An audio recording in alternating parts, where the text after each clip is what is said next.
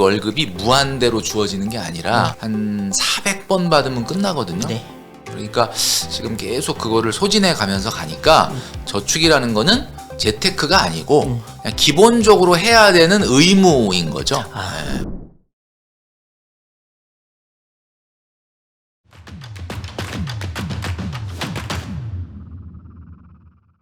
안녕하십니까. 권순장의 브릿지 권순장입니다. 오늘은 장안의 화제 머니 트레이너 김경필 대표님, 저 이제부터 멘토라고 부르겠습니다. 네네. 멘토님과 이야기를 나누어 보겠는데, 제가 그 여러 가지 말씀 중에 뼈 때리는 말들이 많았는데 그 제일 밑에 댓글 중에 재밌었던 게 내 월급은 공금이다. 월급을 마음대로 사용하면 횡령이다.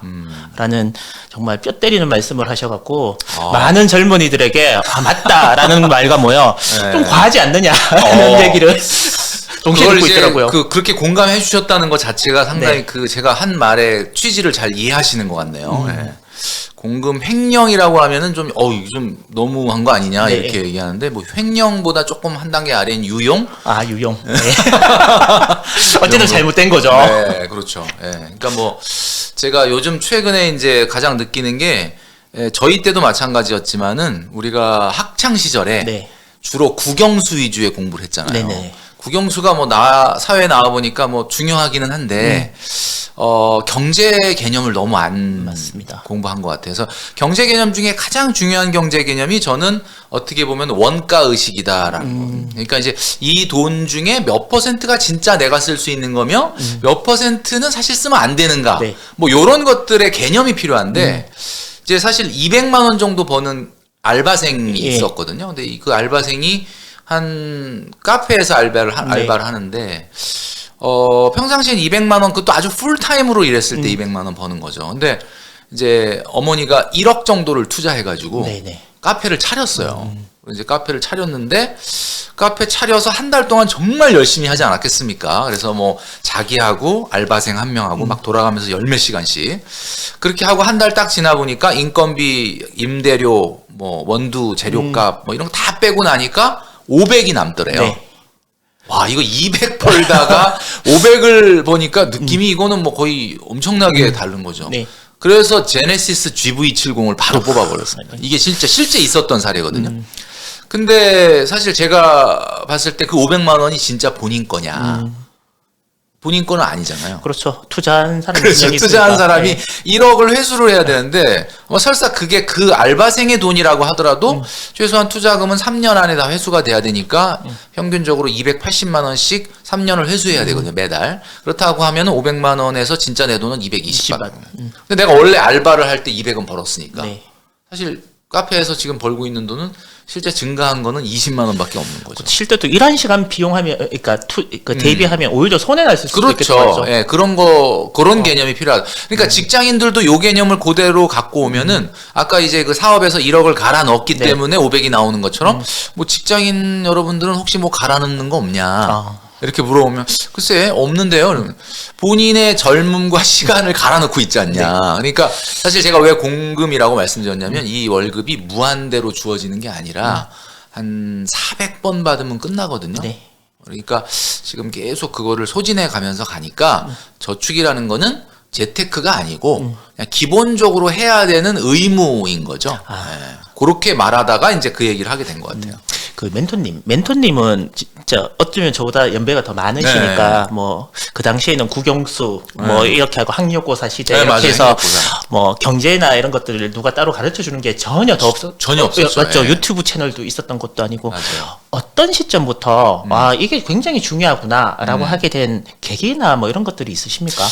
제가 이제 그런 질문을 가끔 받는데, 일단은 제가 집이 서울이긴 했는데 부모님이 엄청나게 가난하셨어요. 그래가지고 저희 누님 두 분이 있고 제가 이제 막내였는데 어려서부터 뭔가 뭐 물론 그 당시에 뭐 70년대 초반 이럴 때 제가 아주 어릴 때 그때는 뭐 그렇게 막 대단히 부자들은 눈에 잘 안 띄었긴 했는데 막 그 전반적으로 힘들다 보니까 그 응답하라 1988 네. 보셨죠? 딱 아, 그게 그래. 이제 제 나이하고 나이대거든요. 그래서 그 어려운 어떤 그런 환경 자체 이런 것들이 뭔가 돈을 허투루 생각하면 안 된다라는 것이 그냥 몸에 뱄고 네. 특히나 저희 부모님은 더더욱 그랬고 그리고 저희 누님들이 굉장히 이제 그런 거를 어려서부터 강하게 교육을 시켰던 것 같아요. 그래서 우리는 빨리 돈을 벌게 되면은 나중에 빨리 돈을 모아서 집을 사야 된다.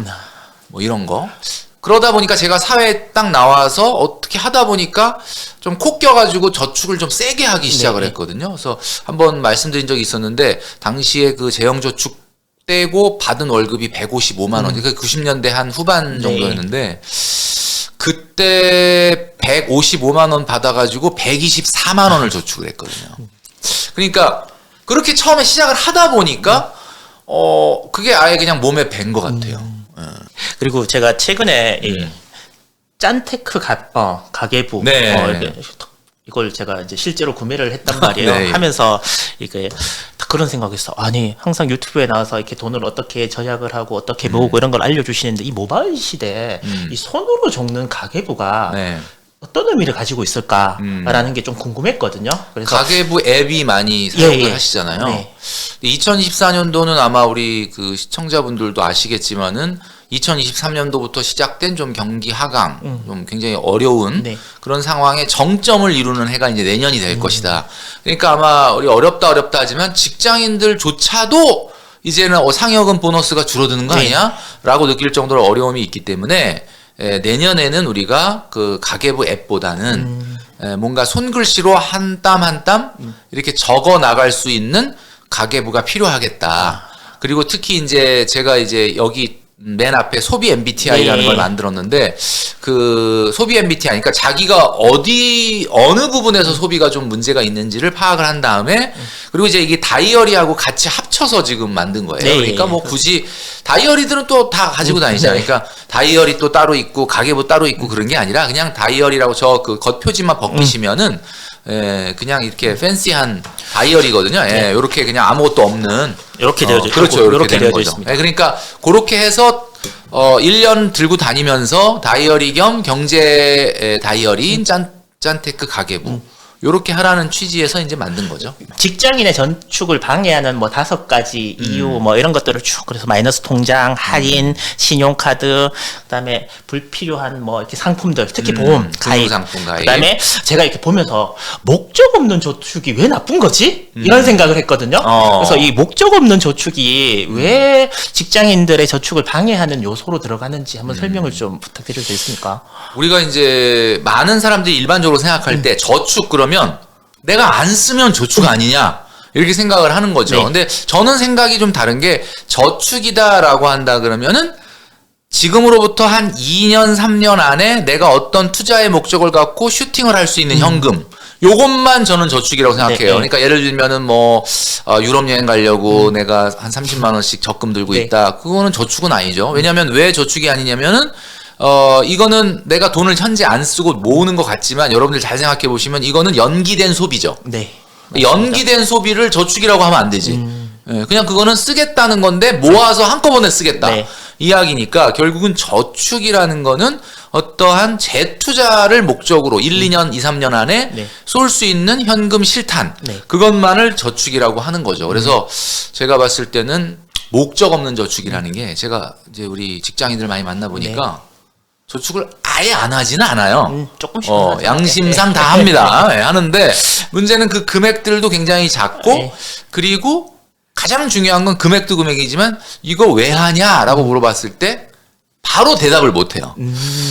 뭘 왜 하긴 왜 그냥 뭐 다 쓰긴 좀 미안하고 네. 양심에 걸리니까 그 정도는 좀 하는 거지. 그리고 하면서 나중에 이거의 용처가 어떻게 될지 나도 모르겠다. 그렇죠. 그러면은 사실 여러분 아시겠지만은 이 정확한 목적을 만들어 놓지 않는 저축이 만기가 돌아오게 되면은 만기를 딱 타는 순간에 갑자기 1,000만 원이 들어오는데 하고 싶은 게 생기죠. 야 이거 어떡하지? 그러면 1,000만 원에 딱 걸맞는 여러 가지의 소비들이 보이기 시작을 네. 하는 거죠.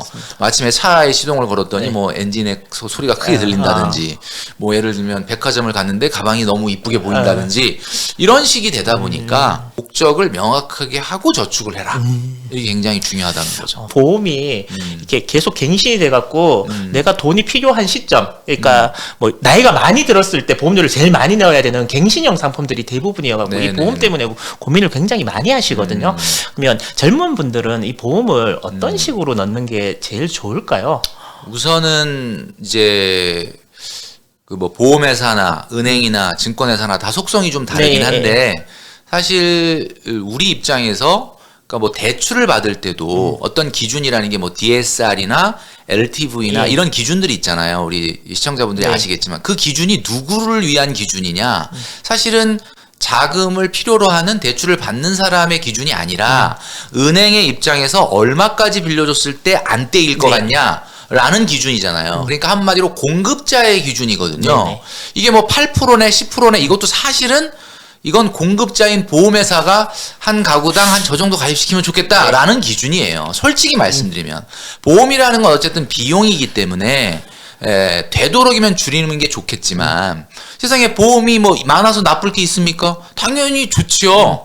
그러니까 이게 근데 적정성이라는 게 있어야 돼요. 여러분들 아마 운전을 하실 때 네. 운전하시잖아요. 네. 운전하면 딱 타면 안전벨트 하십니까? 안 하죠? 하죠. 요즘 하죠. 소리가 요즘은, 시끄러워 서야 됩니다. 요즘은 안 할 수가 없잖아요. 이게 기본이잖아요. 네. 근데 혹시 헬멧 같은 건 안 쓰죠? 쓸 일이 잘 없죠. 네. 저는 또 머리가 커서 하이바가 맞는 게 네, 없습니다. 그러니까 한마디로 말해서 과잉이라는 거예요. 그러니까 내가 운전을 할 때 헬멧까지 쓴다 그러면 뭐 안전에 당연히 도움이 되죠. 근데 이제 그렇지만 누구도 그걸 하지 않지 않습니까? 맞습니다. 그러니까 보험이라는 거는 여러분 생각할 때 개인의 어떤 차이는 있겠지만 차로 얘기하자면 엔진이 아니라 브레이크의 기능인데 소형차에다 대형차의 브레이크를 달 수는 없는 거잖아요.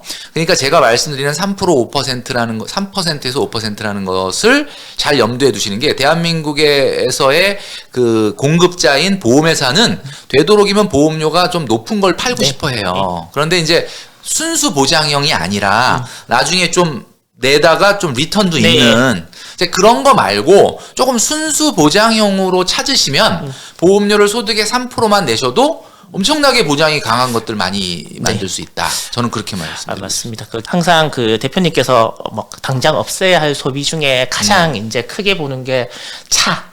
특히 뭐 보통은 현실은 한 네. 6개월 정도 네 월급에서 그 정도의 차를 사는 게 맞고 안 사는 게 제일 좋고. 그렇죠. 안 그러면 뭐 9개월 정도까지는 이해해 줄 수 네. 있는데 돌아다니는 제네시스, GV80, 뭐 벤츠, BM, 아우디 이게 다 미친 거다. 라고 이제 말씀을 이제 제가 하시는. 미친 거라고까지는 안 했습니다. 그러니까. 그분들한테 좀 죄송합니다. 아니 좀 이렇게 진짜 이건 꼭 과한 거다. 이거는 과한 건 맞다라고 해주시는데 저도 사실 그런 생각을 하면서도 한편으로 대한민국에서 많은 사람들이 그렇게 하고 있다 그러면 저렇게 함으로써 무언가 얻는 효용이 있기 때문에 그런 거 아닌가. 특히 대한민국은 나무식하는 부분에 있어서 그럼요. 굉장히 중요한 부분인데 네. 이것들이 효용이 있기 때문에 그런 소비가 어느 정도 인정을 받고 있는 게 아닌가라는 이제 반응은- 효용이라는 말씀을 하시니까 이제 효용이라는 게 이제 사실 경제학 용어인데 네.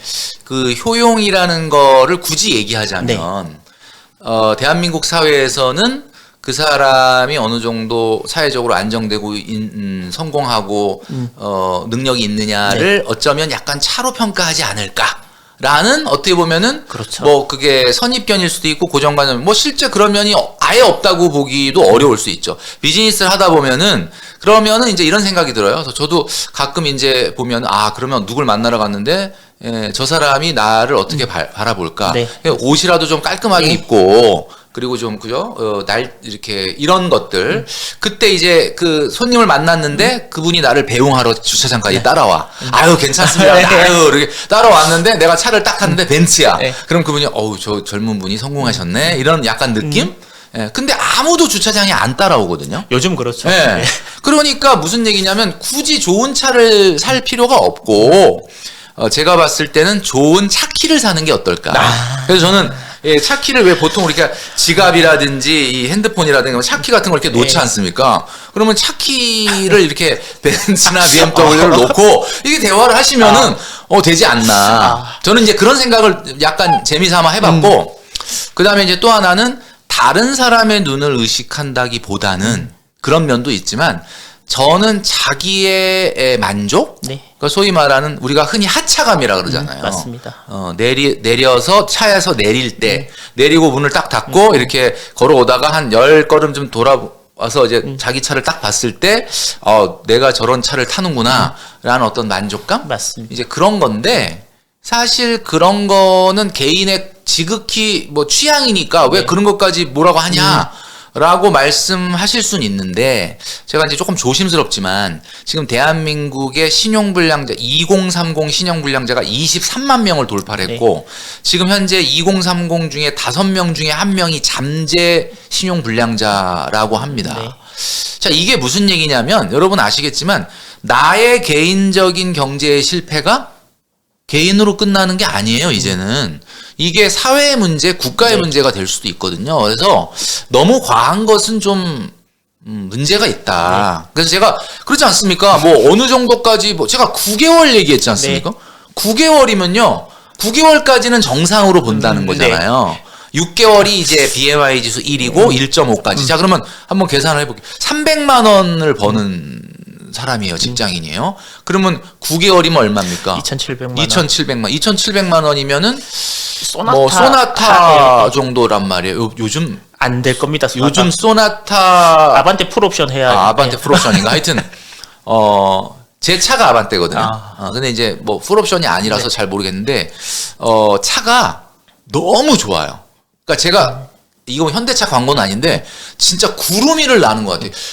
아니 이렇게 아반떼가 좋아도 되나 할 정도로 좋아. 그래서 난 깜짝 놀란 게 아니 그러면 제네시스는 도대체 얼마나 좋을까? 타본 적이 없는데 그걸 느꼈거든요. 월급 300인 분이 그렇게 2,700만 원짜리 차를 뽑는 순간 한 달에 유지비가 얼마나 갈 거냐. 제가 정확하게는 계산을 안 해봤지만 100만 원 나갑니다. 무조건. 왜냐하면은 감가되는 것까지 따지면 그럼 이게 안 맞는 거 맞잖아요, 여러분. 그러니까 이게 그러니까 제가 그래서 다 그 기준이라는 거는 나름대로의 유지비라든지 감가 비용을 계산해서 지금 다 말씀을 드리는 거거든요. 그러니까 어떤 분들은 그래. 멘토님이 얘기하는 취지는 너무 알겠는데 나는 차를 너무 좋아하니까 차는 내가 타겠다.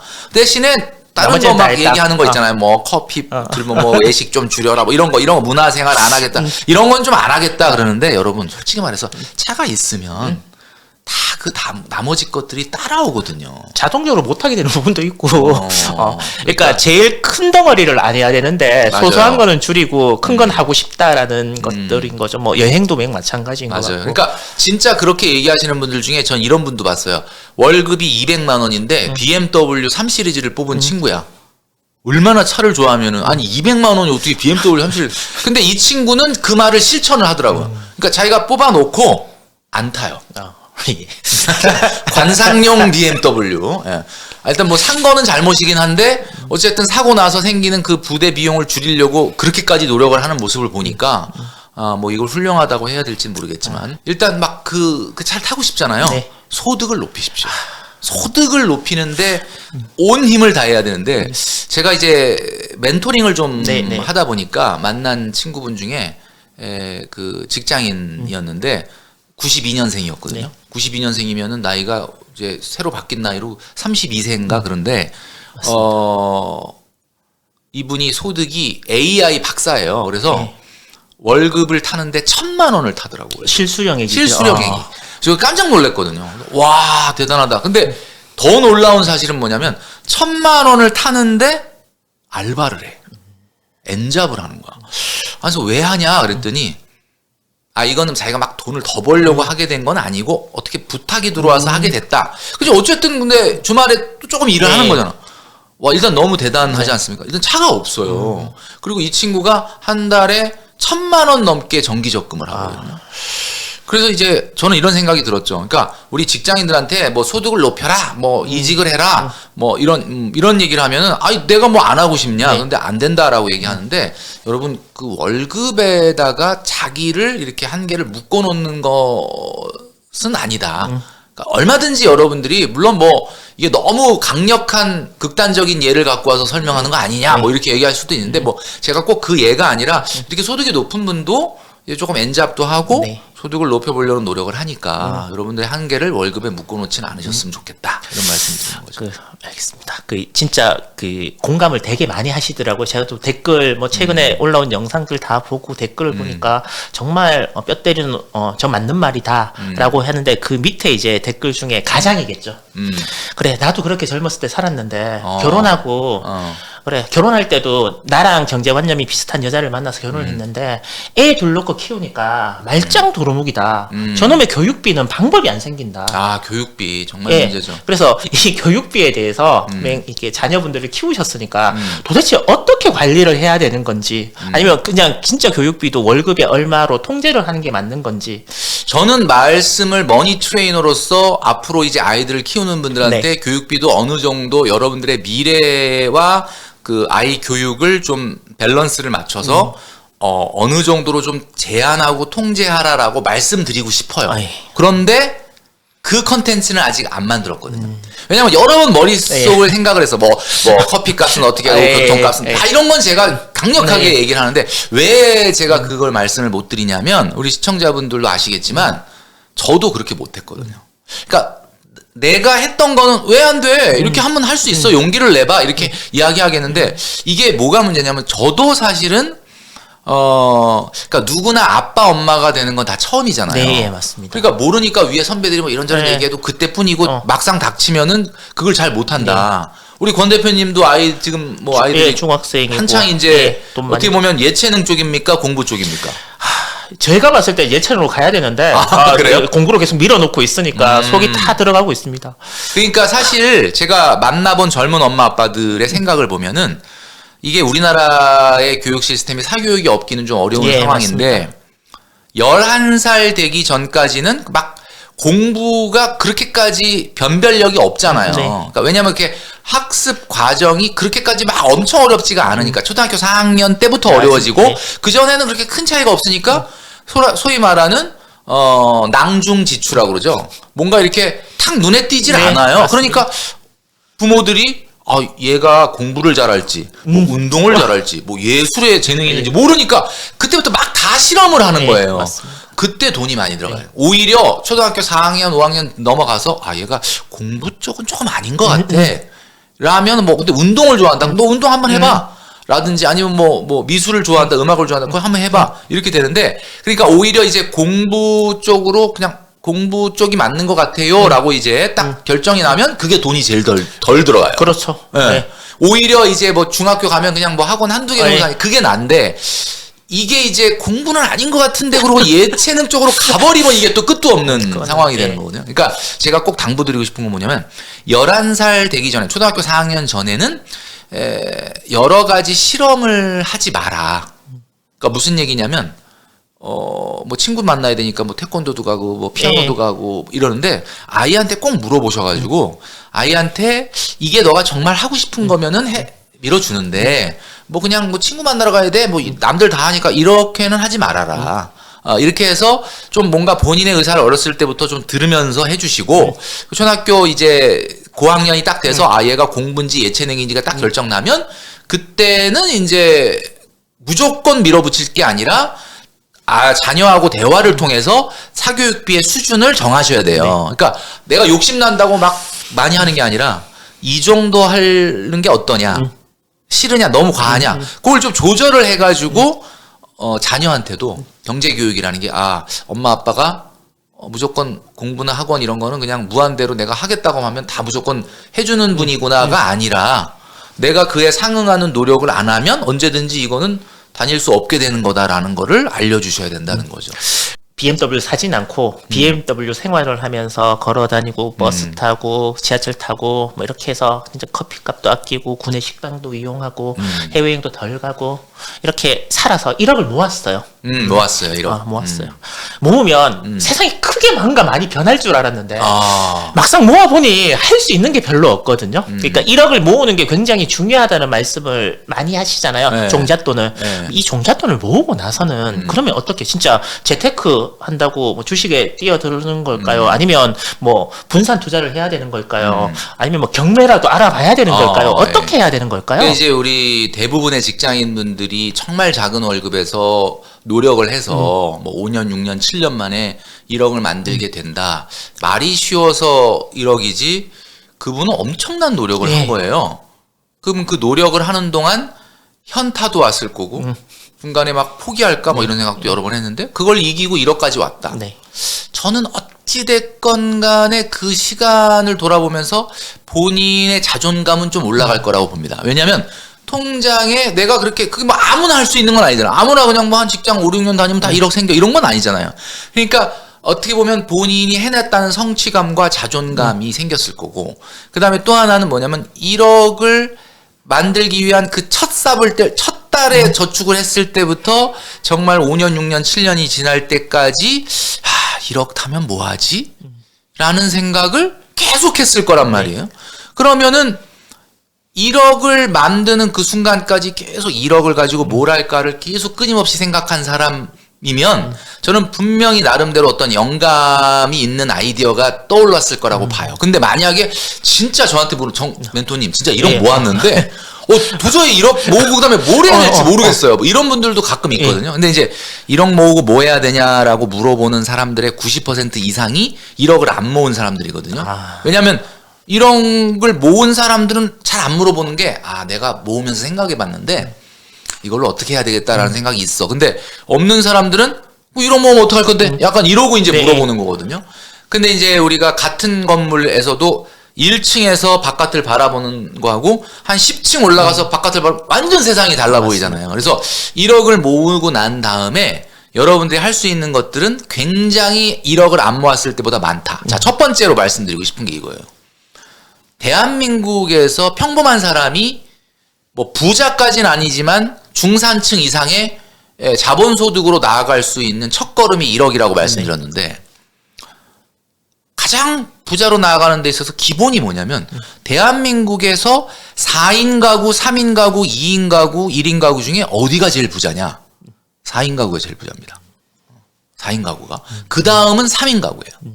그 다음은 뭐겠습니까? 2인 가구죠. 가장 가난한 게 혼자 있는 1인 가구입니다. 그건 어쩔 수가 없어요. 근데 어떻게 보면은 4인 가구가 제일 부자가 아니라 4인 가구가 부자가 될 만한 소득과 상황이니까 4인 가구가 된 거겠지만 어쨌든 문제는 1인 가구가 아닌 1인 가구가 2인 가구가 된다는 것 자체가 완전히 레벨이 달라지는 거거든요. 그러면 1억이라는 돈을 잘 생각해 보십시오. 내가 굉장히 좋아하는 사람이 있는데 요즘은 하도 이 경제적인 부분이 안 맞으면 결혼을 못 하니까 네. 내가 돈 1억도 안 모았다 그러면 그 친구랑 결혼을 한번 하자 그럴까 이런 얘기 자체를 아예 꺼낼 수가 없는 거잖아요. 근데 만약에 1억이 딱 생기면 그래도 저 친구도 한 이 정도 모았을 거고 나도 이 정도 그러면 뭐 아주 큰 돈은 아니지만 우리가 그래서 우리 결혼을 한번 할까 이런 생각을 할 수가 있는 거잖아요. 그러니까 1인 가구가 2인 가구가 되는 데 있어서 가장 어떻게 보면 저 수준의 마중물이 1억인 거예요. 이게 이제 그런 거고. 그 다음에 여러분 아시겠지만 최근에는 이제 뭐 부동산 시장이 상당히 냉각되어 있긴 하지만 언젠가는 이 신축 아파트를 위주로 또다시 또 상승할 거라고 저는 보고 있는데 뭐 시기적으로 자산이라는 게 그렇게 어려운 게 아니잖아요. 너무 오르면 떨어지는 거고 너무 떨어지면 또 너무 안 오르면 또 오르는 건데 그렇다면은 이제 내가 청약을 한다. 네. 요즘은 계약금을 최소한 뭐 1억 정도는 밀어넣을 수 있는 돈은 있어야 뭐 할 거 아닙니까? 나머지는 뭐 대출을 해결한다고 하더라도. 그 다음에, 제가 직장인들 만나면서 요즘 깜짝 놀라는 게 아까 그 1,000만 원을 버는데 네, 엔잡을 하다가 엔잡이. 깜짝 놀랐잖아. 생각보다 엔잡이 많아요. 아마 우리 시청자분들 어떻게 생각하실지 모르겠는데 저도 깜짝 놀랐는데 이게 희한하게도 소득이 내가 봤을 때 괜찮네? 라고 하는 분들이 엔잡을 하지 아유 소득 정말 빡빡하겠다 그런 분들은 엔잡 안 해. 고기도 먹어본 사람이 먹는다고. 그러니까 이게 희한한 거예요. 그러니까 결국 엔잡을 하는데 그 엔잡이 뭐 어디 가서 알바 무슨 카페에서 그 서빙하고 이런 게 아니라 오 나름대로 자기가 전공하고 뭔가 전문적으로 하는 분야를 가지고 뭐 예를 들면 온라인에서 네. 뭘 하는 거야. 와 훌륭하다. 근데 그걸 사업으로 좀 키우고 싶다 이거야. 직장 다니면서. 네. 그래도 사업 자금 1억은 필요합니다. 제가 지금 한 두세 가지만 얘기했는데 네. 그러니까 그러니까 소위 말하는 우리가 그 지금의 나를 한 단계 더 발전된 나로 만들기 위해서는 자본소득이 생겨야 되잖아요. 네. 그 자본소득으로 뭐 1억이면 무조건 자본소득으로 막 시원하게 간다 이건 아닌데 일단 그게 어떻게 보면 첫 단추와 같은 그런 역할을 한다. 그러니까 1억 다음에 어떻게 할 건데? 라고 물어보시기 전에 먼저 1억을 모으시고요. 그다음에 1억 모은 분들한테 꼭 말씀드리고 싶은 게 아우 힘들어. 야 내가 이거 모으느라고 내가 한 달에 153만 원을 그럼 이제 1억을 딱 모았으니까 이거 갖고 말씀하신 대로 뭐 일부 이제는 조금 뭐 주식과 같은 네. 위험 자산에도 약간 분산 투자를 하고 뭐 예금 적금도 네. 하고 뭐 좋은데 그러면 하던 저축은 멈추느냐? 멈추면 안 됩니다. 여러분 그 마라톤 뛸 때 쉬었다 뛰면 못 뜁니다. 딱 쉬잖아요. 그거 못 뛰어요. 그건 못 뜁니다. 예, 그냥 힘들지만 그거 하던 거잖아. 계속 가셔야 되고 소득이 올라가잖아. 소득이 올라간다고 저축 더 하라 소리 안 하니까 일단 하던 거는 하셔야 된다. 그렇게 말씀드리고 싶습니다. 알겠습니다. 그럼 1억 모으고 나서 이자 정도로 맛있는 거 한번 먹는 건 괜찮겠죠? 당연하죠. 네, 그 정도의 제가 저희 유튜브에서 한번 말씀드렸는데 제가 우리 구독자들하고 저도 이제 뭐 예전만큼보다는 저축 비율이 높진 않지만 지금 적금을 많이 하고 있는데 이번에 이제 올 여름쯤에 그 제가 이제 어떤 내용을 설명을 하다가 저축은 반드시 본인한테 주는 리워드가 들어있어야 된다. 그렇게 얘기를 하면서 네. 제가 시범을 보이겠다. 네. 그래서 소득이 좀 높은 우리 구독자분들은 따라해라. 네. 그리고 264만 원짜리 적금을 들었거든요. 네. 근데 나도 이걸 하면서 야 근데 264만 원을 할 수 있을까? 이랬는데 264만 원을 하는 이유가 뭐냐면 그게 3년 후에 1억을 타는 거예요. 그러면 내가 3년 후에 월드컵 북중미 월드컵을 보러 가려고 지금 계획을 하고 있는데 북중미 월드컵 보러 가려면 최소한 500에서 한 700 이 정도 들거든요. 그러면 500에서 700 정도를 나한테 보상을 하려면 얼마 모아야 되느냐? 1억은 모아야 된다.